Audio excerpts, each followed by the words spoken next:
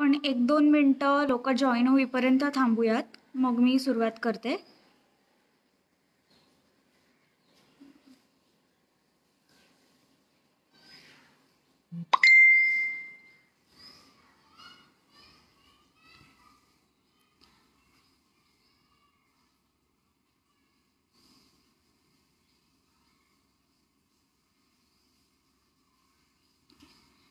नमस्कार, मी सावनी शेट्ये. मी गोव्यात राहणारी आहे आणि मी इकडे आर्किओलॉजिस्ट आणि cultural cultural tour experiences curator म्हणून एक्सक्लेमेशन्स गोवा या कंपनीत काम करते.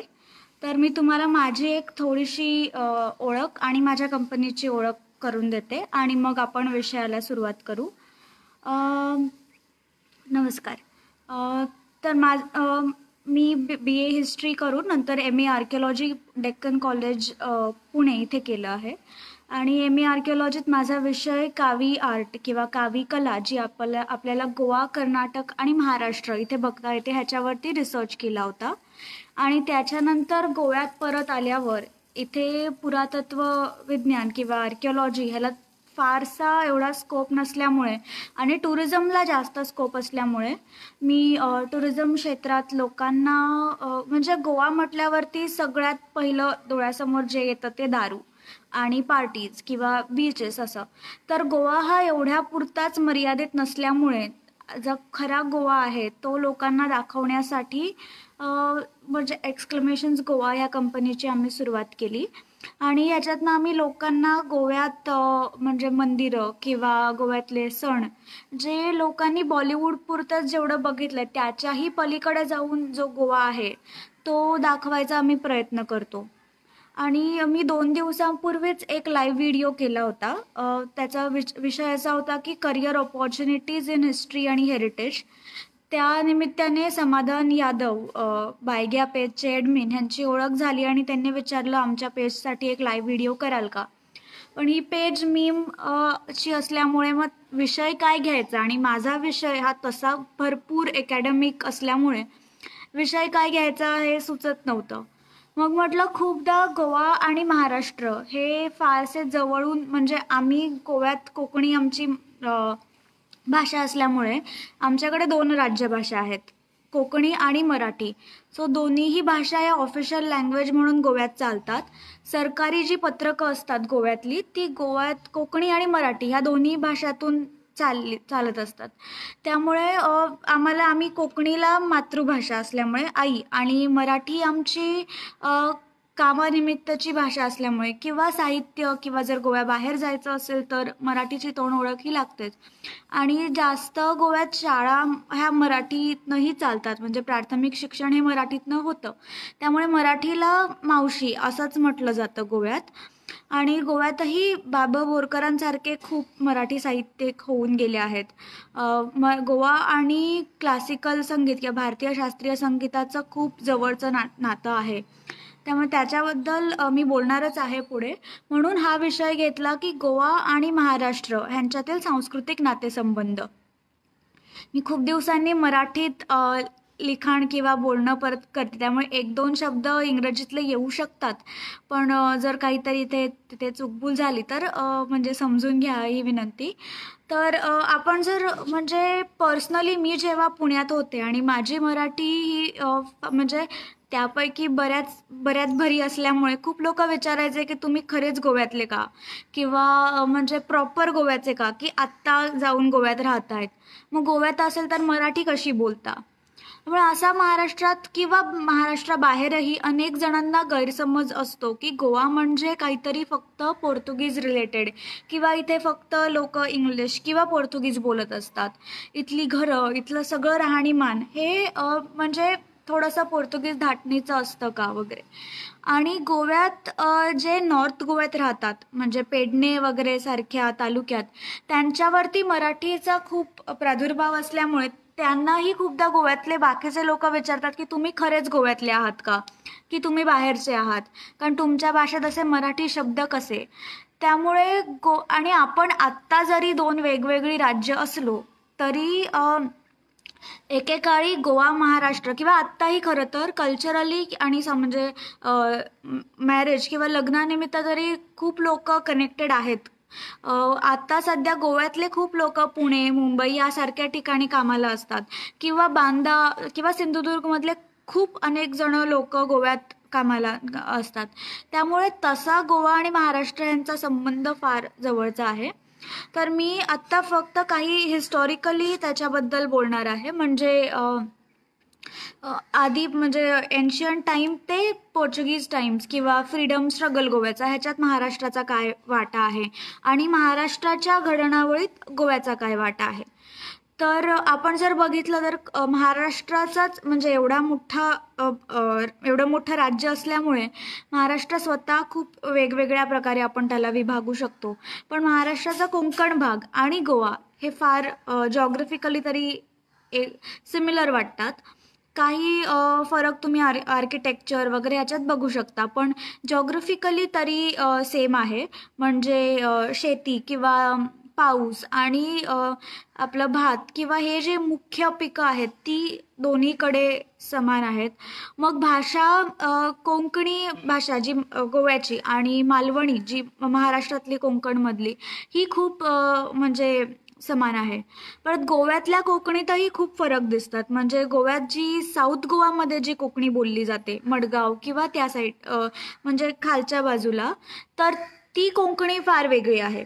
कारण गोवा आपल्याला जेव्हा आपण बघतो तेव्हा आपल्याला दोन ह्याच्यात बघावं लागतो. 1510मध्ये जेव्हा पोर्तुगीज येथे आले तर त्यांनी पूर्णचा पूर्ण गोवा हा काबीज केला नव्हता. फक्त ओल्ड गोव्याचा जो भाग आहे तो 1510मध्ये घेतला आणि त्याच्यानंतर त्यांनी हळूहळू एक एक एक करत वाढवत गेले. मग 1510मध्ये त्यांनी ओल्ड गोवा घेतला आणि 1543 मध्ये त्यांनी आपला मडगाव म्हणजे जो मडगाव सालसेत एरिया आहे आणि बारदेश हे दोन जागा त्यांनी काबीज केल्या. तर त्याला आम्ही जुन्या काबीजाती असं म्हणतो. आणि त्याच्यानंतर तब्बल 200 वर्षांनी त्यांनी उरलेला जो भाग होता म्हणजे पेडणे किंवा जर तुम्ही गोव्याला आला असाल तर पूर्ण जो असा मॅप आहे तर जो कोस्टल भाग आहे पेडणे सोडला तर तो पोर्तुगीजांकडे आणि जो साईडचा जो भाग आहे जो म्हणजे आपल्याला पॅरलल टू महाराष्ट्र किंवा कर्नाटक आहे हा मराठा एम्पायरचा भाग होता किंवा काहीकडे लोकल देसाई वगैरे त्यांच्या रूलमध्ये होता. आणि त्याच्यानंतर त्यांनी मध्ये तो विजयनगरचा त्याच्यानंतर तेव्हा तो बहामनी किंवा आदिलशाह यांचा भाग होता आणि मग मराठा एम्पायरच्या ह्याच्यात आला. तर तो खूप मोठा इतिहास आहे, आपण त्याच्या डिटेल्समध्ये आज जाणार नाही आहोत. पण त्यामुळे गोव्यात तुम्हाला जे खालचा जो भाग आहे म्हणजे जो जुन्या काबीजातीमधला, तर तिथे मराठी कल्चरचा तेवढा एक प्रादुर्भाव दिसत नाही. पण तो तुम्हाला पेडण्या भागात जिथे मालवणी बोलली जाते किंवा तिथले काही शब्द हे मराठीमधनं येतात. तर मी एकच एक्झाम्पल देते इथे. तर जे आपण खरवस बनवतो तर त्याला मडगावच्या इथे कोकणीत पोस म्हणतात. पण जर तुम्ही पेडण्यात असाल तर तिकडे पोस हा शब्द कोणाला कळणारही नाही. कारण हे कोकणी किंवा पोर्तुगीज इन्फ्लुएन्समधनं आलेले काही शब्द आहेत. जसे की खिडकी आणि जनेल. तर जनेल हा कोकणीत शब्द आहे पण तो पोर्तुगीज भाषेतनं आला आहे. पण पेडण्या भागात त्याला खिडकी किंवा असे मराठीतलेच शब्द वापरले जातात. बाकी कल्चर म्हणजे आपलं दशावतारी नाटक किंवा शिगमा हे कल्चरचे जे भाग आहेत ते समान आहेत दोन्हीकडे. आणि नंतर आपण जातो फूड जे म्हणजे या जे नवीन काबीजातीमधलं आहे ते महाराष्ट्राशी फार किंवा महाराष्ट्रातल्या कोकण भागाशी फार सिमिलर असं आहे. आणि जे खालच्या भागात आहे म्हणजे गोव्यातल्या ज्या पोर्तुगीजांच्या जुन्या काबीजातीमधलं, तर तिथे पोर्चुगीज किंवा युरोपियन इन्फ्लुएन्स तुम्हाला जास्त दिसेल. म्हणजे विनेगरचा वापर किंवा पोर्क बीफचा वापर जे मराठा एम्पायरमधला जो गोव्याचा भाग होता त्याच्यात तेवढा दिसणार नाही. आपण आता जरासं हिस्टॉरिकली गोवा महाराष्ट्र कसं रिलेटेड आहे ह्याच्यावर काही सुरुवात करूया. तर सगळ्यात जुना गोव्याचा इतिहास जो माहीत आहे तर तो आहे कातळशिल्प, जी आत्तापर्यंत रफली आपण 8,000 वर्ष जुनी असं त्याला डेट करतो. त्याच्यात एक्झॅक्ट डेट्स नाही आहेत कारण हे म्हणजे आदिमानवाने तयार केलेली कातळशिल्प आहेत. तर तर त्याच्यात आपलं गोव्यात 1-2 जागेवरती ही कातळ शिल्प सापडतात आणि त्याच्यावरती साधी सोपी अशी चित्र आहेत. म्हणजे एक चक्रव्यूहासारखं, पण ते चक्रव्यूह नाही आहे, त्याचा महाभारताशी संबंध असलेलं चक्रव्यूह नाही आहे, पण असं चक्र असं एक चित्र आहे. मग हरणं आहेत आणि त्याच्या गाय किंवा बैल असे आहेत. आणि तशीच आपल्याला आत्ता सिमिलर रत्नागिरीत सापडली आहेत. रत्नागिरी ते पूर्ण सिंधुदुर्गचा जो बेल्ट आहे तिकडे माझाच एक मित्र ह्याच्यावरती काम करतोय, रत्नागिरी आणि महाराष्ट्र स्टेट आर्काइव्ज मध्ये. तर त्यांना 52 गावात ही कातळ शिल्प सापडली आहेत आणि त्याचा म्हणजे आदिमानव जे गुजरात किंवा महाराष्ट्रमधनं जे खाली खाली जात गेले, तर ते मुंबई किंवा त्याच्या खालनं आणि रत्नागिरी, सिंधुदुर्ग अशा करत गोवा आणि नंतर उत्तर कर्नाटका आणि केरळ अशापर्यंत ते काही मायग्रेट झाले असावे ह्याचा एक अंदाज लागतो. आपल्याकडे तसं काही ठोस पुरावा नाही आहे, पण एक आपल्याला संबंध आपण लावू शकतो की म्हणजे काय चेंजेस झाले असाव्यात. जी कातळ शिल्प रत्नागिरीत दिसतात तर त्यांची म्हणजे डेप्थ किती आहे आणि जशी ती गोव्यात आपल्याला कातळ शिल्प दिसतात तसं काय काय बदल होत राहतात हेही आपल्याला कळतं. तर हा झाला सगळ्यात जुना इतिहास जो आदिमानवांच्या काळातला आहे. तर त्या काळी काही लिखाण नसल्यामुळे तर आपल्याला त्याच्यातलं जास्त काही म्हणजे त्या माणसांची नावं किंवा ते कसे राहत होते, काय करत होते ह्याची जास्त माहिती नाही आहे. पण हळूहळू जसे राजे महाराजे येत गेले तसे एक चालुक्यांच्या काळात गोवा आणि महाराष्ट्र हे खूप जवळच्या संबंधात होते आणि ट्रेडसाठी गोवा टू गुजरात खूप जाणं येणं व्हायचं. त्यामुळे त्यांच्या त्या काळच्या ताम्रपटात खूप रेवती द्वीप म्हणजे रेडी अशी नावं सापडतात. आणि शिलाहारांच्याही काळात म्हणजे ज्यांचं राज्य महाराष्ट्रात मुंबईपासून पूर्ण अर्ध कोकण असं होतं म्हणजे गोव्यापर्यंतही होतं. तर त्याच्यातही आपल्याला खूप महाराष्ट्र आणि गोव्याची नावं सापडतात. आत्ताच्या जरी गोवा आणि महाराष्ट्राच्या पॉलिटिकल बाउंड्रीज वेगळ्या असल्या तरी त्या काळच्या राज्यात त्या वेगळ्या असू शकतात, म्हणजे त्या एकत्रही असू शकतात. गोवा हा रेवती द्वीपचा भाग असू शकतो किंवा खूप छोटे छोटे राजे, स्थानिक राजेही त्याच्यात त्यांच्या त्यांच्या वेगळ्या बाउंड्रीजही होत्या. हे आपल्याला लक्षात घेऊनच चाललं पाहिजे. आता जर खूप लोकांनी इथे विचारत आहेत की मंगेशी देवस्थानाबद्दल सांगा. मी नक्की येईन त्याच्यावरती. पण जसं आपण आता एन्शंट टाइम्सबद्दल बोललो तर मिडिवल ह्याच्यात महाराष्ट्रात एक मोठी घटना घडली, ते म्हणजे शिवाजी महाराज यांचा जन्म. तर जर तुम्हाला आत्ता गोव्यात अनेक मंदिरं दिसत आहेत आणि जर तुम्हाला गोव्यात जे मी महाराष्ट्र आणि गोवा ह्यांचं एक सिमिलॅरिटीज सांगते आणि ज्या जुन्या काबीजातीत जे पोर्तुगीज ह्यांचं इन्फ्लुएन्स आहे जो आपल्याला नव्यान काबीजातीत म्हणजे पेडणे किंवा काणकोण ह्या भागात दिसत नाही आहे, तर ह्याच्यासाठी फक्त एकच कारण आहे, ते म्हणजे छत्रपती शिवाजी महाराज आणि त्यांनी सुरू केलेली बारदेशची स्वारी. तर गोव्यात इन्क्विजिशन नावाची एक घटना घडली. इन्क्विजिशन म्हणजे चर्च एक रूल काढतं की ह्या जागेत जी पोर्तुगीजांची एरिया आहे तर त्या गावामध्ये जे कोणी रोमन कॅथलिक नसतील तर त्यांना कसलाही हक्क इथे नाही आहे. त्यांचा प्रॉपर्टीचा किंवा त्यांचा सगळाच हक्क तिथला काढून घेतला जाऊ शकतो आणि तुम्ही स्टेटचे क्रिमिनल असाल आणि त्याची शिक्षा फक्त एकच, ते म्हणजे मृत्यूदंड. आणि त्याच्यात मृत्यूदंड मग त्याच्यात फार वेगवेगळ्या तऱ्हेचे आणि हे त्यांनीच स्वतः डॉक्युमेंट केलेले मृत्यूदंड आहेत. म्हणजे जिवंत जाळणं. जर तुम्ही ओल्ड गोवाला आता गेलात तर मागे तिकडे जिथे एक जंक्शनला एकच असा बिचारा एक खांब आहे, तर त्या खांबाला लोकांना हाताला बांधून त्यांना जिवंत जाळलं जायचं. आणि एक आर्चबिशपचा पॅलेस होता तर तिकडे वॉटर टेबलचं पनिशमेंट होतं. तर एका बेडवरती लोकांना झोपून बकेटच्या बकेट पाणी त्यांच्या तोंडात टाकून त्यांना मारलं जायचं. फक्त ही शिक्षा फक्त एकाच कारणासाठी, त्यामुळे धर्म न बदलणं ह्या एकाच कारणासाठी ही शिक्षा व्हायची. आणि ह्या काळात जे काही हिंदू इथली मंदिरं होती किंवा इथले जे काही सण रूल्स जे काही होते तर त्या सगळ्यांसाठी तेव्हा पनिशमेंट होती. म्हणजे मंदिर तर पूर्ण तोडलंच जायचं आणि दुसरं जे होतं ते म्हणजे जर तुम्ही टिकली लावत असाल किंवा तुम्हाला नऊवारी साडी नेसायची असेल तर त्याच्यासाठी टॅक्स आणि अशा खूप पनिशमेंट्स त्यांनी सुरू केले होते. पण जो नवीन काबीजातीमधला भाग आहे हा त्या काळच्या देसाईंच्या मक्तेदारीत होता आणि त्यांनी म्हणजे तो तसा सांभाळून ठेवला आणि हळूहळू करत पोर्तुगीज असे शिफ्ट व्हायला लागले आणि बारदेशमध्ये परत एक 1660च्या आसपास 1660च्या आसपास एक एक फतवा काढला गेला आणि त्याच्यात होतं की इथले सगळे जे हिंदू आहेत त्यांनी 3 दिवसाच्या आत सोडून जावं किंवा त्यांना मारण्यात किंवा त्यांनी धर्म तरी बदलावा किंवा त्यांनी मृत्यू पत्करावा. काही लोकांनी कन्व्हर्जन मान्य केलं होतं. काही अराउंड एक 3,000 फॅमिलीजच्या आसपास वाचले होते. तर शिवाजी महाराजांना ही बातमी गेली आणि त्यांना कळलं की हे बारदेश नंतर पेडणे आणि पेडणेनंतर महाराष्ट्र असा पूर्ण पोर्तुगीजांचा स्प्रेड होत जाईल आणि त्यांना जर महाराष्ट्रात पोर्तुगीजांचा अडवायचं असेल तर त्यांना आत्ताच कंट्रोल केलेलं खूप इम्पॉर्टंट आहे.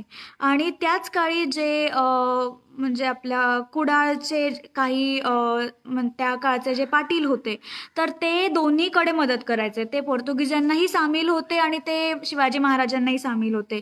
त्यांनी खूपदा फितुरी केल्या होत्या आणि शिवाजी महाराजांना त्यांना ताकीदही दिली होती आणि ते ऐकत नसल्यामुळे त्यांना सांगितलं गेलं ते जेव्हा शिवाजी महाराजांनी त्यांना एक नोटीस पाठवली तर ते पोर्तुगीजांच्या शरणागतीला इकडे बारदेशमध्ये आले जे गोव्यात येतं.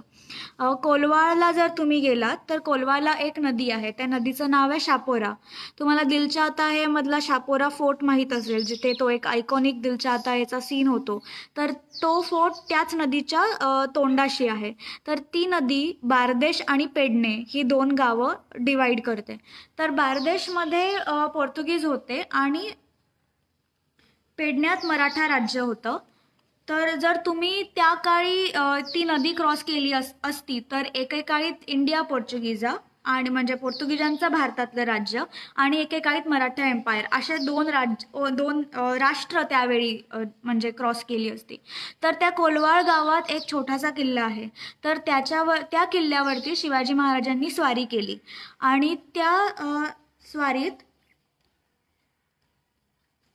एकच त्या स्वारीत पोर्तुगीजांनी त्यांना खूप मुकाबलाही दिला आणि त्यांना सांगितलं की तुम्ही इथून सोडून जा. तर काही सैनिक पळालेही होते कारण त्यांना आग्र्याहून सुटका हा एपिसोड माहीत होता. तर काय होऊ शकतं ह्याची त्यांना कल्पना असल्यामुळे काही सैनिक घाबरून पळाले तर काही तिकडे लपूनही राहिले होते आणि तिकडे खूप मोठी लढाई झाली होती. आणि त्या काळी शिवाजी महाराजांनी त्यांना एक म्हणजे जर हे युद्ध किंवा ही लढाई जर थांबवायची असेल तर पोर्तुगीजांना एक ट्रीटी साईन केली म्हणजे एक तह साईन केला की ह्याच्या पुढे इथल्या काही म्हणजे धर्म भ्रष्टता वगैरे असं काही इथे घडता कामा नये आणि खूप सारी खंडणीही वसूल करून घेतली होती. आणि कोलवाळवरून शिवाजी महाराज बिचोली म्हणून एक जो गाव आहे त्या गावात गेले. तर बिचोली हे आताही गोव्यातलं खूप मोठं टाऊन आहे आणि त्याला बिचोली किंवा डिचोली असंही म्हणतात.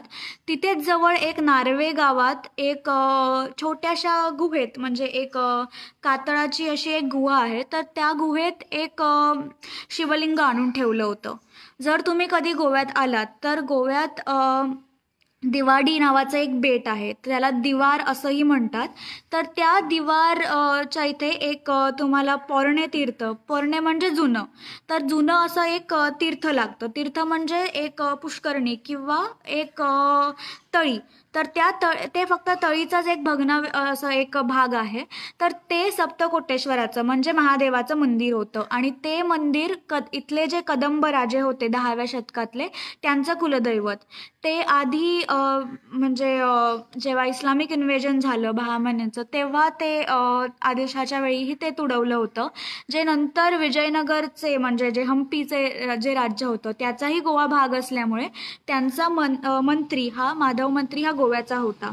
तर त्यांनी ते रिनोव्हेट करून घेतलं आणि त्याच्यानंतर तेच मंदिर पोर्तुगीजांनी परत नष्ट केलं. आणि दिवार हे सगळ्यात पहिलं असं मोठं मास कन्व्हर्जनचं पहिलं गाव होतं.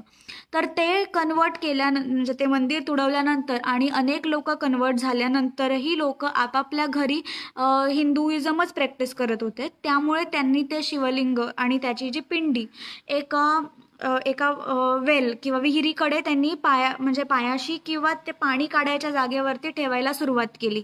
आणि ह्याचं म्हणजे ही बातमी सगळीकडे पसरली, पण पोर्तुगीजांना डायरेक्ट मुकाबला करण्याचं कोणात धाडस नव्हतं.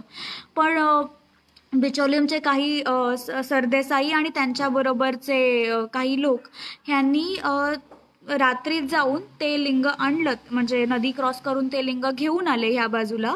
आणि नार्वे ह्या गावात, म्हणजे तेव्हा त्या गावाचं नाव होतं हिंदळे, तर त्या गावात एका गुहेत लपवून ठेवलं.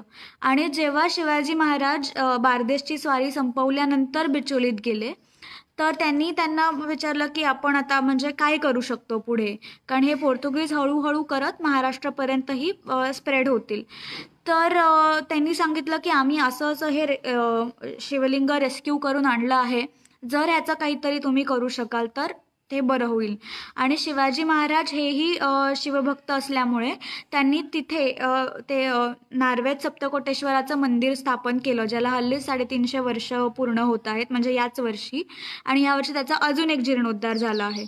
जर तुम्ही कधी सप्तकोटेश्वराच्या मंदिरात जाल तर सुरुवातीलाच तिथे एक इन्स्क्रिप्शन आहे, जिथे शिवाजी महाराजांचा उल्लेख येतो आणि त्यांनी जीर्णोद्धार जे सुरू केला त्याचाही तिथे उल्लेख आहे. आणि शिवाजी महाराजांनी आयुष्यात फार कमी मंदिरं बांधली, आणि त्यात म्हणजे फार म्हणजे हाताच्या बोटावरती मोजण्या एवढी मंदिरं आहेत. आणि त्यातलं हे खूप एक महत्त्वाचं मुख्य असं मंदिर आहे, कारण हे मंदिर फक्त भावनिक कारणांसाठी बांधलं नव्हतं आणि हे फक्त धार्मिक कारणांसाठीही बांधलं नव्हतं. तर ह्याच्यातनं त्यांना एक पोर्तुगीजांना सिग्नल द्यायचा होता की म्हणजे, आणि नार्वे गाव आणि दिवार ह्याच्यात फक्त एक 5 मिनिटं किंवा 10 मिनिटाच्या फेरीबोटचं अंतर आहे. तर तिथनं त्या मंदिराचा कळस किंवा त्याचा झेंडा हा पोर्तुगीजांना दिसला पाहिजे आणि त्यांना एक काहीतरी भीती राहिली पाहिजे की कोणीतरी तुमच्या अगेन्स्ट आहे. तर ह्या एका पॉलिटिकल कारणासाठीही किंवा त्यांना ती भीती कायम राहावी म्हणूनही ते मंदिराचं त्या अशा जागेवरती ते बांधलं होतं. तर ह्याच्या शिवाजी महाराजांच्या मृत्यूनंतर संभाजी महाराजांनी मराठा साम्राज्याची जेव्हा धुरा पकडली, तर त्यांनीही गोव्यात खूप म्हणजे मराठा साम्राज्याचा विस्तार केला. गोव्यात एक मर्दनगड म्हणून किल्ला आहे, जो फोंडा या भागात आहे, आणि आत्ता तो किल्ला एक फॉरेस्ट रिझर्वचा भाग आहे. तर त्या किल्ल्यावर तो किल्ला संभाजी महाराजांनी स्वतः बांधला होता. तिकडे अजून एक लढाई झाली होती, जी संभाजी महाराज आणि पोर्तुगीज ह्याच्यात झाली होती. तर संभाजी महाराज हे महाराष्ट्रातनं म्हणजे रायगडावरनं गोव्यात येत होते, आणि पोर्तुगीजांना ते कळल्यावरती त्यांनी मदत मागितली मुघलांकडे. आणि मुघल आपल्या आरामात लवाजम्यासकट येत होते आणि संभाजी महाराज घोड्यावरून येत होते. मग त्यांचा एस्टिमेटेड टाईमपेक्षा ते फार कमी वेळात रत्नागिरीतही जाऊन गोव्यात आले. त्यामुळे पोर्तुगीजांना हे फार अनएक्सपेक्टेड होतं की एवढ्या कमी वेळात ते इथे पोचू शकतील. आणि त्यांनी इथे फोंडा जो कोट होता, जो छोटासा एक तिकडे किल्ला होता, आणि तो किल्ला त्यांनी मोडला, कारण तो किल्ला म्हणजे असा फार सेफ नव्हता. आणि एका गनिमी काव्याचा म्हणजे सपोर्ट घेऊन त्यांनी एका जंगलाच्या भागात किंवा हाईटवरती मर्दनगड हा किल्ला बांधला. आणि मर्दनगडावरून त्यांनी पोर्तुगीजांना चॅलेंज केलं. आणि ही लढाई अराऊंड संध्याकाळच्या वेळेत झाली असल्यामुळे आणि जे मराठा सैनिक होते त्यांना रात्रीचा अंधाराची किंवा जंगलात लढायची सवय असल्यामुळे त्यांनी ते युद्ध जिंकलंही होतं. आणि त्या काळी जे व्हाईसरॉय होते ते घाबरून त्यांना त्यांचे जे हबशी म्हणजे जे आफ्रिकन त्यांचे स्लेव्ज होते त्यांनी त्यांना पकडून एका बोटमध्ये बसवलं आणि सेफली ते त्यांना घेऊन जात होते. तर त्यावेळी संभाजी महाराज हे पाण्यातनं पोहत जाऊन दुसऱ्या बाजूला आधीच जाऊन राहिले. आणि जेव्हा ते व्हाईसरॉय जेव्हा खाली उतरले बोटमधून, त्यांनी त्यांच्या छातीवरती इथे वार केला. आणि त्या वारामुळे ते एवढे घाबरले होते की ते ओल्ड गोवाच्या चर्चमध्ये जाऊन राहिले. तर मला वाटतं की जे खूप लोक गोव्यात येऊन गेले असतील काही ना काही कारणामुळे, ते ओल्ड गोव्याला येऊन म्हणजे ओल्ड गोवा तर प्रत्येक जणांच्याच बकेट लिस्टवरती असतो. तिथे सेंट फ्रान्सिस झेवियर यांची एक रेलिक किंवा त्यांची जी बॉडी आहे, तर त्याच्याशीही परत महाराष्ट्राचा संबंध येतो. आपण म्हणजे तिथे चर्चमध्ये जाऊन ती रेलिक्स आहेत किंवा त्यातलं इटालियन मार्बल वर्क एवढ्या बघून बाहेर येतो. पण फार मराठी लोकांना हे माहीत नसतं की त्याच्याशी संभाजी महाराजांचा डायरेक्ट संबंध आहे. तर सेंट फ्रान्सिस झेवियर यांची म्हणजे त्यांना इथे खूप मानत असायचे त्या काळी, अजूनही मानतात. आणि जेव्हा संभाजी महाराजांनी गोव्यावरती अटॅक केला होता आणि अर्ध गोवा काबीजात केलं होतं आणि जे ओल्ड गोव्याच्या मागे जी मांडवी नदी आहे त्याच्या दुसऱ्या बाजूला संभाजी महाराज होते आणि तिथून म्हणजे ते अटॅक करणार तर भरतीची वेळ होती आणि आमच्या शाळेच्या पुस्तकात ही एक गोष्टही होती. तर खंडो बल्लाळ म्हणजे ज्याच्या बाबांना संभाजी महाराजांनी हत्तीच्या पायी तुडवलेला हा खंडो बल्लाळ त्यांच्याबरोबर त्यांचा अंगरक्षक म्हणून होता आणि संभाजी महाराज ओल्ड गोव्यावरती कब्जा करणार होते आणि ती फक्त लढाई व्हायच्या आधी भरती असल्यामुळे त्यांना जाता येत नव्हतं आणि जर त्यांनी ओल्ड गोवावरती म्हणजे ओल्ड गोव्यावरती अटॅक करून जर ओल्ड गोवा मिळवला असता तर गोव्याचा इतिहास हा आता फार फार वेगळा दिसला असता. पण ते म्हणजे त्यांना क्रॉस करायची होती ती नदी आणि ते करू शकत नव्हते आणि तशाच म्हणजे त्यांना म्हणजे पेशन्स कमी झाल्यामुळे त्यांनी पाण्यातनं उडी मारून ओल्ड गोवाला यायची तयारी केली. पण दलदल भरपूर असल्यामुळे त्यांचा पाय आत रुतला आणि खंडोबल्लाने स्वतः पाण्यात उडी मारून त्यांचा जीव वाचवला. आणि त्यावेळी असं लिहिलं गेलं की खंडोबल्ला ज्याच्या वडिलांना संभाजी महाराजांनी हत्तीच्या पायदळीत उडवलं असलं तरीही त्यांनी आपला जीव धोक्यात घालून संभाजी महाराजांचा जीव वाचवला. तर खंडोबल्लाळ तिथे म्हणतो की माझ्यासाठी माझ्या वडिलांपेक्षा माझं जे स्वराज्याशी इमान आहे ते जास्त महत्त्वाचं आहे आणि मी त्याच्याशी जास्त बांधील आहे आणि म्हणून संभाजी महाराज त्याला एक आपलं कडं देऊन त्याचा सत्कार करतात. आपण त्या दिवशी काही ते ओल्ड गोव्याला पोचू शकत नाही आणि आता जर तुम्ही त्या नदीतनं गेलात तर 15-20 मिनिटात आपण ती नदी होडीने पार करू शकतो. पण त्या काळी नॅचरली अशी त्यांना परिस्थिती झाली की त्यांना थांबावं लागलं आणि पोर्तुगीजांना माहीत होतं की जर संभाजी महाराजांनी जर चाल केली तर त्यांना दुसरा काहीही उपाय नाही आहे. म्हणून त्यांनी आपली जी तलवार किंवा आपल्या मेणबत्त्या ह्या सेंट फ्रान्सिस झेवियर यांच्या पायाशी तिथे ठेवल्या आणि त्यांना एवढंच प्रार्थना केली की तुम्हीच या गोव्याचे रक्षक आहात, तर तुम्ही आता काहीतरी चमत्कार करा आणि गोव्याला वाचवा. आणि आता हे प्रत्येकाचा विश्वास आणि त्यांच्याशी म्हणजे त्यांच्यावरती आहे की कितपत घ्यायचं काय. पण अशी लिजंड आहे की सेंट फ्रान्सिस झेवियरने तेव्हा जेव्हा ह्या व्हाईसरॉय आणि बाकी सगळ्यांनी जेव्हा प्रार्थना केली, संभाजी महाराजांना अशी बातमी आली की रायगडावरती मुघलांनी अटॅक केला आहे आणि त्यांना युटर्न घेऊन मागे जावं लागलं आणि गोवा पोर्तुगीजांसाठी तेव्हा वाचला. त्यामुळे अजूनही गोव्यात सेंट फ्रान्सिस झेवियर यांना चमत्कारासाठी मानतात. पण ही जी गोष्ट आहे ती फार कमी लोकांना माहिती आहे किंवा संभाजी महाराज किंवा मराठा साम्राज्याचं ओल्ड गोव्याशी असलेलं हे कनेक्शन खूप कमी लोकांना माहिती आहे. अजून एक परत म्हणजे पेशव्यांच्या काळीही त्यांनी गोव्यात खूप म्हणजे लक्ष ठेवलं होतं पोर्तुगीज सगळीकडे स्प्रेड होऊ नये म्हणून. वसईच्या युद्धातही पोर्तुगीजांना खूप मार खावा लागला होता. जे कोकणात परशुरामाचं मंदिर आहे तर तिथे आपल्याला वसईच्या किल्ल्यातली घंटा अजून दिसते, जी चर्चची घंटा पेशव्यांनी आणली होती. तर पेशव्यांनी गोव्यात खूप म्हणजे कंट्रोलमध्ये ठेवली होती तेव्हाची परिस्थिती.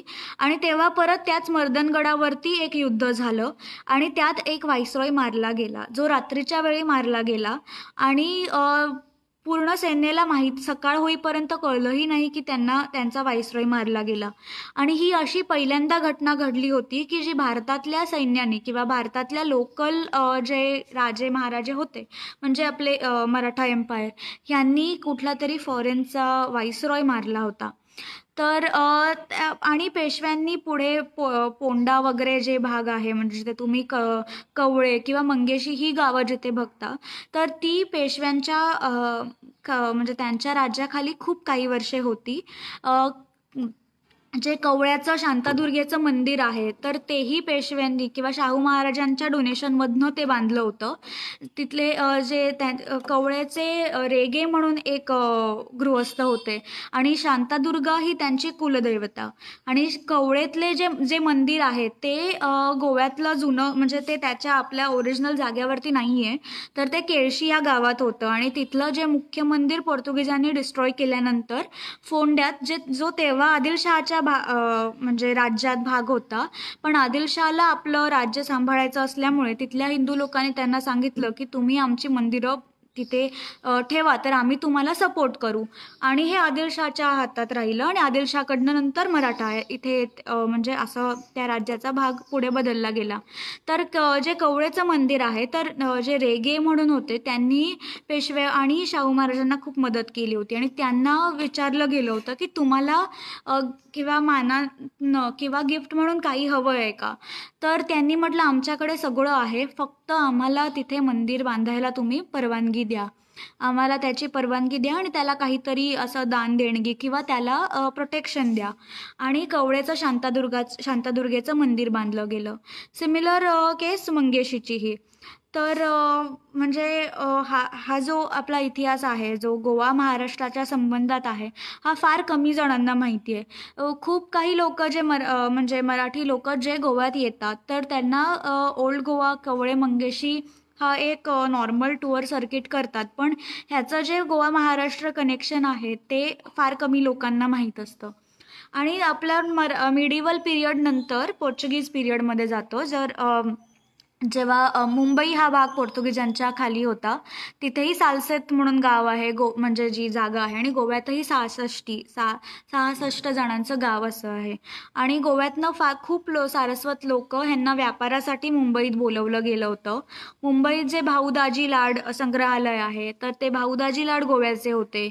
मग मुंबई जी 7 आयलंड्समध्ये जी वाटली होती तर त्याचा जो एक आर्किटेक्ट होता राम कामत हाही गोव्याचा होता. तर गोवा मुंबई आणि मुंबईचा जो पाव आहे हा गोव्यातनं आला आहे. म्हणजे जेव्हा पोर्तुगीज लोक गोव्यातनं मुंबईत गेले तर त्यांना त्यांचा पाव हवा होता आणि त्यांना वीट किंवा म्हणजे भाकऱ्या यांची सवय नसल्यामुळे गोव्यातले खूप बेकर जी कुटुंब होती त्यांना गोव्यातनं मुंबईत घेऊन गेले होते. आणि अशी खूपशी कुटुंब अजूनही तिथे आहेत ज्यांचा म्हणजे त्यांचा संबंध गोव्याशी आहे. तर अशा लोकांना त्यामुळे जो मुंबईचा जो पाव आहे पावभाजीमधला ह्याचा कनेक्शन डायरेक्ट गोव्याशी आहे. तर असंही जे मुंबईची जी जागा आहे म्हणजे मुंबई जी ओल्ड मुंबई तर ती पोर्तुगीजांच्या खाली होती. आणि पोर्तुगीजांनी लग्नाच्या वेळी म्हणजे पोर्तुगीजांची मुलगी एक क्वीन ही ब्रिटिश एम्पायरमध्ये दिली गेली होती आणि तिच्या डावरीमध्ये मुंबई हा भाग दिला होता. आणि ब्रिटिशांना असं वाटत होतं की मुंबई हा भाग कुठेतरी आफ्रिकेत आहे आणि त्याचा काय फायदा घ्यावा हे त्यांना माहीत नसल्यामुळे त्यांनी तो भाग ईस्ट इंडिया कंपनीला देऊन टाकला. आणि त्याच्यानंतरचा पुढचा इतिहास मुंबईचा आपल्याला माहीतच आहे. त्यामुळे गोवा मुंबई यांचं अजूनही फार असं जवळचं नातं आहे. इन्क्विजिशनच्या बद्दल मी आधीच बोलले आणि त्या काळी जी मंदिरं म्हणजे जी डिस्ट्रॉय केली गेली तर काही लोकांना माहीत असायचं की आज रात्री आपल्या गावावरती पोर्तुगीज अटॅक होणार आहे. तर ते लोक मेन जी मूर्ती किंवा म्हणजे मंदिरातलं काही सामान घेऊन ज्या भाग पोर्तुगीजांच्या अंडर नव्हते इथे ते दूर जायचे. तर म्हणजे गोव्यातल्या अराऊंड 600 मंदिरं तुडवली होती. त्यातली खूप लोक कोकणात आले. म्हणजे कोकणात तुम्हाला अजूनही असे लोक दिसतील ज्यांचं कुलदैवत गोव्यात आहे. काही लोक कर्नाटकात गेले, काही लोक केरळमध्ये गेले आणि ते अजूनही गोव्यात येत असतात. आणि गोव्यातले खूप मंदिरांचं मूळ स्थान जे आत्ता परत गोव्यात बांधलं असलं तरी मूळ स्थान हे महाराष्ट्रात कुडाळ किंवा त्या बाजूलाही आहे. त्यामुळे एक कल्चरल रिलेशन तसंही जवळून आहे. मग म्युझिकमध्ये गोवा आणि महाराष्ट्र ह्यांचा फार जवळचा संबंध आहे.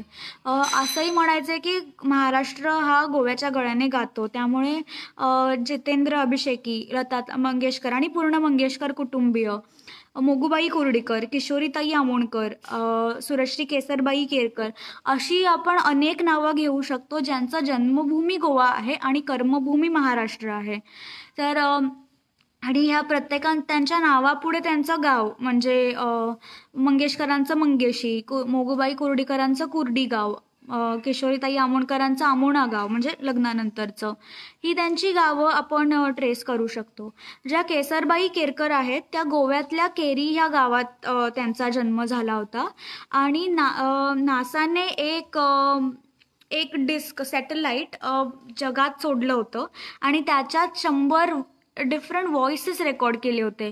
म्हणजे माणसांचे, विविध प्राण्यांचे, विविध म्हणजे संस्कृतीतनं आलेल्या माणसांचे, म्हणजे क्लासिकल गाणारे, रॅप गाणारे किंवा वेगवेगळ्या प्रकारची भाषा आणि त्या संगीतातनं आवाज रेकॉर्ड केले होते. आणि ते सॅटेलाईट जगात पाठवलं होतं की आपल्याला एलियन्स किंवा जर परग्रहावरती काही लोक राहत असतील तर त्यांचा काही संबंध किंवा त्यांना काही रिस्पॉन्स येतोय का बघायला. आणि त्या डिस्कमध्ये एकच भारतीय नाव होतं, ते म्हणजे सुरश्री केसरबाई केरकर. आणि त्यांचा जन्म गोवा आणि कर्मभूमी महाराष्ट्र. अशी अनेक नावं आहेत जी म्हणजे कलेच्या क्षेत्रात किंवा वीरतेच्याही क्षेत्रात गोव्यातनं येऊन पेशवा किंवा मराठ्यातले नंतर स्थानिक जी संस्थानं होती म्हणजे गायकवाड, होळकर किंवा बाकीची जी संस्थानं कोल्हापूर आणि अशा अनेक यांच्या राजाश्रयाखाली त्यांना म्हणजे ते लोक होते आणि त्यांनी तिथून किंवा मुंबई, पुणे, इंदोर अशा भागात त्यांनी आपलं नाव कमवलं. त्यामुळे तो एक भाग आहेच. आणि तिसरा भाग जो मला आज हायलाईट करायचा आहे तो म्हणजे फ्रीडम स्ट्रगल. आज अनेक जणांना महाराष्ट्र, गोवा हा फार वेगळा वाटतो. तरी म्हणजे आम्ही गोमंतकी आहोत, तुम्ही बाहेरचे, असे खूप काही प्रकरणं गोव्यात होत असतात. पण गोवा जो आज स्वतंत्र आहे म्हणजे 19 डिसेंबर 1961 ह्यावेळी गोव्याला स्वातंत्र्य मिळालं. भारताचं स्वातंत्र्य होऊन 14 वर्षांनी गोव्याला स्वातंत्र्य मिळालं. आणि गोव्याच्या स्वातंत्र्य लढ्यात महाराष्ट्रातील अनेक लोकांचा खूप खूप मोठा वाटा आहे. त्याच्यात सगळ्यात पहिलं नाव येतं ते म्हणजे मोहन आपटे, मोहन रानडे किंवा विष्णू आपटे. मोहन रानडे हे त्यांचं म्हणजे पेन नेम होतं किंवा त्यांनी नाव घेतलेलं नाव होतं. तर ते सांगलीमधनं गोव्यात आले होते. इथे एका शाळेत मास्तर होते आणि त्यांनी जे हे बघितलं आणि त्यांच्यावरती भगतसिंग किंवा ह्या सगळ्या लढ्याचा त्यांच्यावरती खूप म्हणजे त्यांना त्यांच्यावरती प्रादुर्भाव होताच. आणि त्यांनी विचार केला की आपण गप्प राहता कामा नये. त्यांनी गावात तिरंगा फडकवण्यापासून सुरुवात केली. इथे बेतीम म्हणून जे गाव आहे पणजीच्या ऑपोजिट, तर तिथे त्यांनी म्हणजे त्यांनी सशस्त्र लढाच त्यांना द्यायची इच्छा होती. आझाद गोमंतक दल ह्या संस्थेच्या स्थापनेखाली त्यांनी बेतीच्या पोलीस स्टेशनवरती अटॅक केला आणि त्यांनाच एक गोळी पोटावरती लागली आणि त्यांचे सहकारी त्यांना सोडून जावं लागलं, कारण नाहीतर पूर्ण सहकारी सापडले असते. आणि मोहन रानडेंनी ठरवलं की मला आता जाता येणार नाहीये, त्यामुळे मी इथेच पडून राहीन. आणि मोहन रानडेंना पोर्तुगीजांनी पकडलं, त्यांना इथून पोर्तुगालला शिक्षा देण्यासाठी पाठवलं होतं. आणि जेव्हा भारत स्वतंत्र झाला किंवा गोवा स्वतंत्र होऊनही काही वर्ष ते पोर्तुगालच्या कैदेत होते आणि त्यांच्याविषयी ना ते गोव्यातील रहिवासी होते ना ते पोर्तुगालचे रहिवासी होते. आणि ते भारताचे रहिवासी असल्यामुळे 3 मेन म्हणजे गोवा पोर्तुगीज ॲक्च्युअल एम्पायर आणि महाराष्ट्र म्हणजे किंवा भारत असे 3 गव्हर्नमेंट त्याच्यात इन्व्हॉल्व झाले होते. आणि त्यांना इथे येण्यासाठी सुधीर फडके अशा लोकांनी खूप प्रयत्न करून त्यांना गोव्यात किंवा भारतात परत आणलं होतं. तर मोहन रानडे यांनी त्यांच्यावरती एक शॉर्ट फिल्म शूट केली होती. तर त्यांनी आपला एक अनुभव सांगितला होता. तर असे जे काही लोक होते म्हणजे जे फ्रीडम स्ट्रगलमधले ज्या लोकांना म्हणजे जे महाराष्ट्र किंवा बाकीच्या राज्यातनं गोव्यात आले होते, कारण इथे 2 राज्य इन्व्हॉल्व होतात किंवा 2 राष्ट्र इन्व्हॉल्व होतात म्हणजे पोर्चुगल आणि भारत. त्यामुळे त्यांना ह्युमन राईट्सनुसार त्यांना पनिशमेंट देणं शक्य नव्हतं. तर पनिशमेंट म्हणजे मारणं किंवा त्यांना कॅपिटल पनिशमेंट किंवा असं काहीच करणं शक्य नसल्यामुळे त्यांना एक साधी सोपी अशी पनिशमेंट दिली जायची आणि ती शिक्षा म्हणजे तासनतास फक्त हात असे करून त्यांनी उभं राहायचं. त्यामुळे ह्याचा काहीच रेकॉर्ड नसतो, मारलं तरी वर उठतात म्हणून इंटरनॅशनल कोर्ट ऑफ जस्टिसमध्ये दाखवता येतं. पण 3-3 तास उभं राहणं भुकेपोटी हे तुम्ही कुठल्याच याने प्रूव्ह करू शकत नसल्यामुळे तर अशा त्यांना शिक्षा दिल्या जायच्या. आता मोहन रानडे हे असं एक नाव आहे, त्यांचं मागच्याच वर्षी निधन झालं. तर त्यांनी नंतर गोवा आणि महाराष्ट्रात खूप म्हणजे सामाजिक काम केलं आहे. नाग गोरे म्हणून पुण्यात संस्था चालवायचे, तर त्यांचंही खूप काम म्हणजे त्यांचा खूप मोठा वाटा आहे गोव्यासाठी. त्यांनी तिथून संस्था चालवून सगळी गोव्यातल्या स्वातंत्र्य लढ्याची सूत्रही पुण्यामधनं चालवली जायची. लताताई मंगेशकर आणि मंगेशकर कुटुंबीय खूप कार्यक्रम करायचे आणि त्याची जी देणगी असायची ती गोव्याच्या स्वातंत्र्य लढ्यासाठी वापरली जायची. त्याच्यानंतर नाट्यसंगीतातनं गोव्याच्या बद्दल खूप गाणी म्हणजे फार कोड करून ती गाणी गायली जायची, ज्यानुसार बाकीच्या खूप लोकांना किंवा सरकार तरी जागं होऊन गोव्याच्या सुटकेसाठी प्रयत्न केले जातील. गोव्याचा जेव्हा आपण स्वातंत्र्य लढ्याविषयी बोलतो तेव्हा तेरेखोल किल्ला जो आत्ता गोवा आणि महाराष्ट्राच्या बॉर्डरवरती आहे, म्हणजे तुम्ही जर पाण्याने जात असाल तर तुम्ही गोव्यातनं जाऊ शकता आणि तुम्ही जर गाडी घेऊन जात असाल तर किरण पाणी असं करून पूर्ण ब्रिज क्रॉस करून तुम्हाला महाराष्ट्रातनं परत गोव्याच्या भागात यावं लागतं. तर तिथे हिरवे गुरुजी यांचंही हौतात्म्य आहे. तर असे आणि अजून असे असंख्य लोक आहेत ज्यांची मला नावं आत्ता घेणं शक्य नाही आहे, पण आपण पत्रादेवीला गेलो तर अनेक जणांची नावं तिथे आपल्याला दिसतात. आपण जर गोव्याचा इतिहास वाचला, गोव्याच्या स्वातंत्र्य लढ्याचा इतिहास वाचला तर महाराष्ट्र आणि बाकी सगळ्या राज्यांचं त्याच्यातील जे भलं मोठं योगदान आहे तेही आपल्याला दिसतं. त्यामुळे आपण आत्ता जरी वेगवेगळी राज्य असलो आणि थोडीफार आपली सांस्कृतिक राहणीमान जरी वेगळं असलं तरी आपला म्हणजे हे माय आणि मावशीचं नातं आहे ते आपण विसरून चालत नाही. तर अशा अनेक गोष्टी आहेत ज्या गोवा आणि महाराष्ट्र संबंधात बोलता येतात. आत्ताही गोवा महाराष्ट्र कनेक्टेड आहे, म्हणजे रोजी रोटी आणि रोजी आणि बेटी रोटी आणि बेटी ह्या दोन्ही कारणांसाठी कनेक्टेड आहे. तर म्हणजे आता गोव्यातील लोक महाराष्ट्रात जातात, महाराष्ट्रातले लोक गोव्यात येतात. तर बायग्या ही पेज मीम्स चालवते, इथे खूप कोकण आणि ह्या संदर्भात शेअर केलं जातं.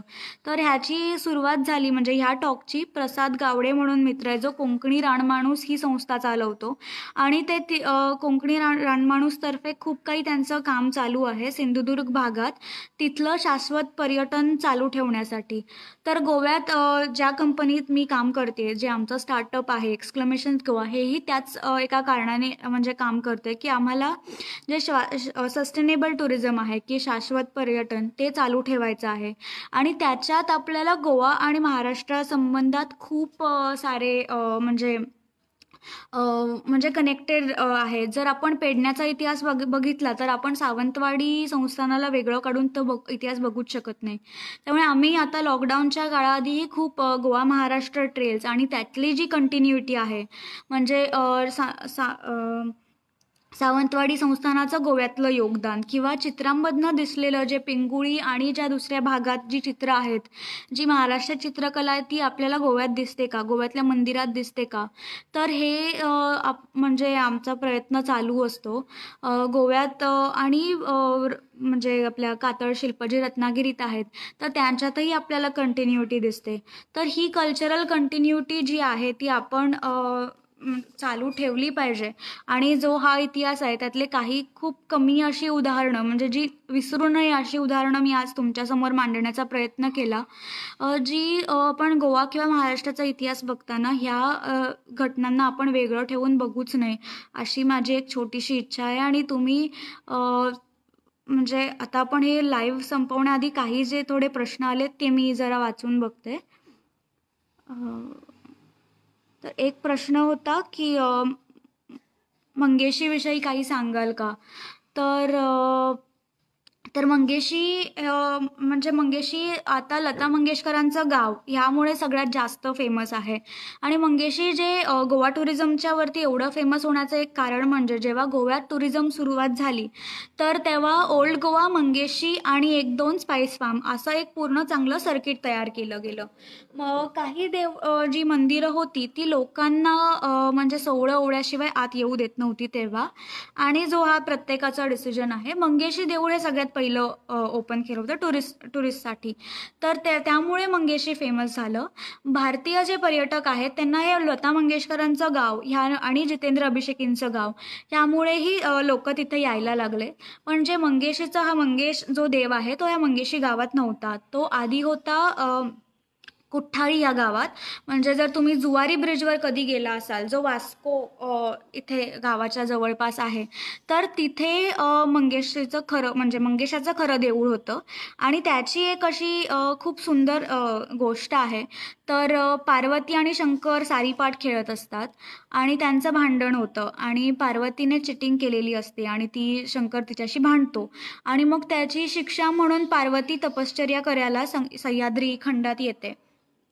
आणि सह्याद्री खंडात जेव्हा पार्वती येते तेव्हा तिला शंकर म्हणजे तिला परत बोलवण्यासाठी कैलासावरती शंकर खूप प्रयत्न करतो, पण पार्वती तिची तपश्चर्या सोडत नाही.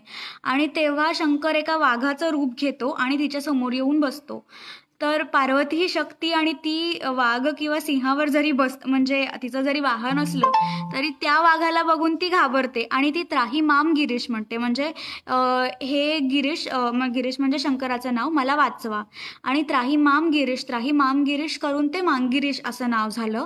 पण हे जे कुठ्ठाळीचं मंदिर होतं ते पोर्तुगीजांनी एका रात्रीत डिस्ट्रॉय केलं आणि तिथली जी मूळ मूर्ती होती ती मंगेशी या गावात आणली गेली आणि मग तिथेच मंगेशाचं देऊळ बांधलं गेलं. जसा कवळेला शाहू महाराजांचा इतिहास आहे तसा मंगेशीलाही काही डोनेशन्सचा आहे, पण एवढ्या मोठ्या लेवलवर जेवढा कवळेचा आहे तेवढा नाहीये.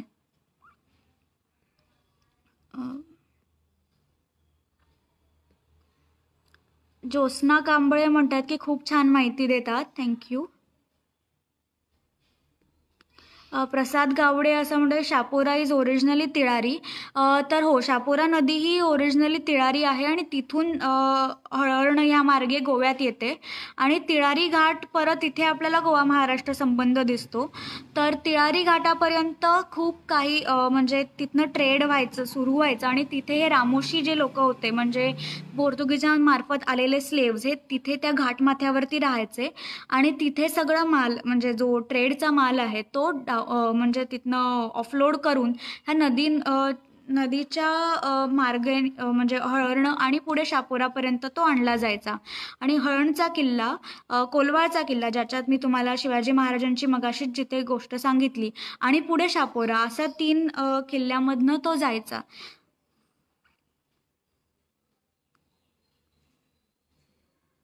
फोंड्याच्या लढाईतील संभाजी महाराजांचं वर्णन एकदा करा. मी ती गोष्ट सांगितलीच आहे मगाशीच मर्दनगडाविषयी. जर वाटलंच तर मग मी परत एक वेगळंच रेकॉर्ड करेन, कारण पूर्ण मर्दनगडाचा इतिहास म्हणजे त्याला 1 तासभर तरी लागेल. जर तुम्ही कधी गोव्यात याल तर माझी पेज आहे एक्सक्लेमेशन्स गोवा. आम्ही मर्दनगड जिथे फॉरेस्टची परमिशन घ्यावी लागते त्यामुळे तिथे आम्ही हेरिटेज ट्रेल करतो. तिथे आत्ता किल्ल्याचा असा काही भाग नाही आहे, कारण मराठ्यांचा गनिमी कावा माहीत असल्यामुळे पोर्तुगीजांनी घाबरून ते परत जंगलाचा वापर घेऊन अटॅक करतील ह्या भीतीने तो पूर्ण किल्ला उद्ध्वस्त करून टाकला होता. मला वाटतं एक अराऊंड 20 तोफा लावून तो किल्ला उद्ध्वस्त केला होता.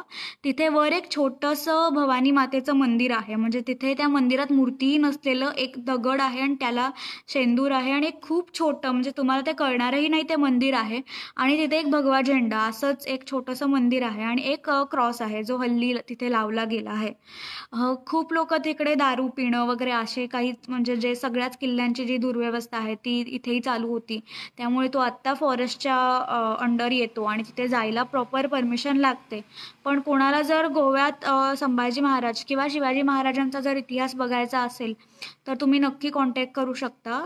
लॉकडाऊन नंतर आम्ही तुम्हाला सगळ्या म्हणजे जागा दाखवू शकतो.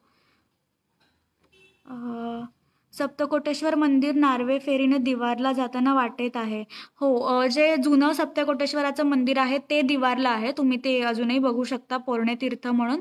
आणि आत्ताचं जे नवीन आहे ते नार्व्यात आहे. आणि त्याचं 350 वर्ष ह्या वर्षी पूर्ण झाल्यामुळे गोवा गव्हर्नमेंटने त्याचं परत एकदा रेस्टोरेशन सुरू केलं आहे. तर म्हणजे अजून एका वर्षाने तयार झालं पाहिजे आणि लॉकडाऊननंतर तुम्ही नक्की तिकडे येऊन या मंदिराला भेट द्या. गड किल्ले व्यतिरिक्त सिंधुदुर्ग जिल्ह्यात कुठल्या ऐतिहासिक वास्तू आहेत?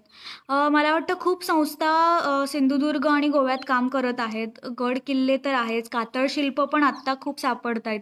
कोळोशी इथे उत्खनन झालं होतं. त्या एक्स्कवेशनमध्ये म्हणजे आदिमानवांचे स्टोन टूल्स वगैरे अशा खूप गोष्टी सापडल्या होत्या. आणि सिंधुदुर्ग आणि गोव्याचं जे मुख्य टुरिझम आहे, जे चालू राहिलं पाहिजे ते म्हणजे कल्चरल टुरिझम. जिथे तुम्ही तिथली कोकण आणि गोव्यातली माणसं हीच एक मॉन्युमेंट सारखीच आहेत. त्यामुळे तो एक्सपिरियन्स किंवा गोवा आणि सिंधुदुर्गमधली जी आपले सण किंवा जे उत्सव आहेत, शिगमा म्हणा किंवा दशावतारी कालं किंवा खूप वेगवेगळे तिथले सण उत्सव असतील, काही तिथल्या गोष्टी असतील, मग स्टोरी टेलिंग आणि हे इथे खूप मोठं असल्यामुळे त्याचं एक वेगळंच टुरिझम चा स्कोप सिंधुदुर्गला आहे. आणि लोकांना अशा टुरिझममध्ये आता इंटरेस्टही असतो जिथे तुम्ही जाऊन लोकांना भेटता, तिथले लोक काहीतरी बनवत असाल. म्हणजे सिंधुदुर्ग सावंतवाडीमध्ये गंजिफा बनवणं किंवा तिथली लाकडी खेळणी बनवणं, आम्ही असे 1-2 टूर करतोच. आणि तिथल्या स्थानिक लोकांनाही ह्याच्यात म्हणजे इंटरनॅशनल लेवलवरती मार्केटिंग करून ह्याच्यात खूप स्कोप आहे. म्हणजे मॉन्युमेंट्स, कारण आपल्याकडे जांबा दगड असल्यामुळे आपल्याकडे मोठी मॉन्युमेंट्स नाही आहेत, जी आपण हम्पी किंवा दिल्लीमध्ये जी बघू शकतो अशी किल्ले किंवा असे मॉन्युमेंट्स आपल्याकडे नाही आहेत. कारण आपल्याकडे पाऊस खूप असतो, आपल्याकडे ह्युमिडिटी असते, त्यामुळे जी लाकडी काम आहे ते एवढी वर्ष राहत नाही. पण जे काही जे वाचलेलं जे आहेत, आपल्याकडे एवढ्या स्टोरीज आहेत त्या किंवा आपल्याकडे ज्या अनेक देवदेवता आहेत ज्या जगाच्या पाठीवर कुठेही नसतील, अशा ज्या फोक कल्चर जे आपलं आहे, जे सिंधुदुर्ग, गोवा आणि उत्तर कर्नाटका ह्या तिन्ही राज्यात आपल्याला बघायला मिळतं. तर त्याच्यावरती आधारित असं खूप चांगलं टुरिझम होऊ शकतं. आणि आता लॉकडाऊन नंतर लोक खूप गावाकडे वळायला लागतील, त्या त्या दरम्यान ह्यासाठी खूप मोठा स्कोप आहे असं मला तरी वाटतं. त्यामुळे गावातील लोकांनी याच्यासाठी प्रयत्न केला पाहिजे. आणि जी आधीची जुनी मंदिरं आहेत, जे लाकडी काम आहे, ज्यांना आपण नुसतं पेंट करून ते सोडून देतो, तर ते जपून ठेवून त्याच्यावरती आधारित असं खूप टुरिझम आपण करू शकतो.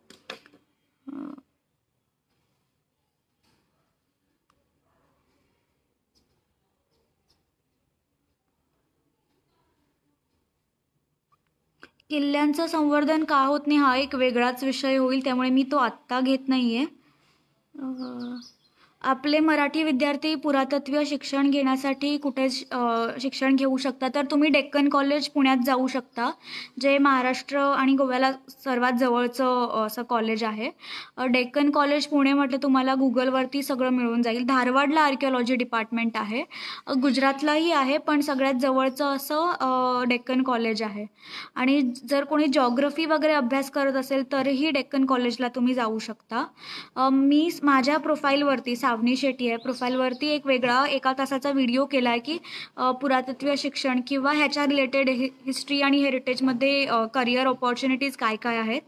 मी हा व्हिडिओ पोस्ट केल्यानंतर इथेही एक त्याची कमेंट्समध्ये लिंक लावून देईन.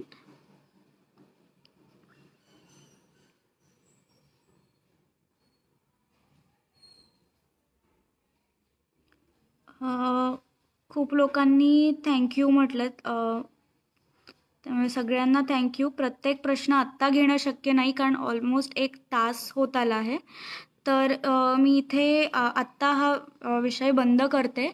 समाधान यादव, प्रसाद गावडे आणि बायग्याची जी पूर्ण टीम आहे त्यांचा खूप खूप धन्यवाद. खूप दिवसांनी मराठीत लाईव्ह केला आहे, त्यामुळे थोडीशी आधी भीती होती की काही जास्त शब्द इंग्लिशमध्ये येतील का किंवा सवय सुटली होती. पण मराठीतनं लाईव्ह करून खूप बरं वाटलं. तर जर कधी तुम्ही गोव्याला याल किंवा महाराष्ट्र गोव्याविषयी बोलाल तर हे जे आपलं जे अननोटिस्ड किंवा जे खूप लोकांना माहीत नसलेलं असं हे जे कल्चरल कनेक्शन आहे त्याची नक्की आठवण ठेवा. Thank you so much for your patient listening. Thank you.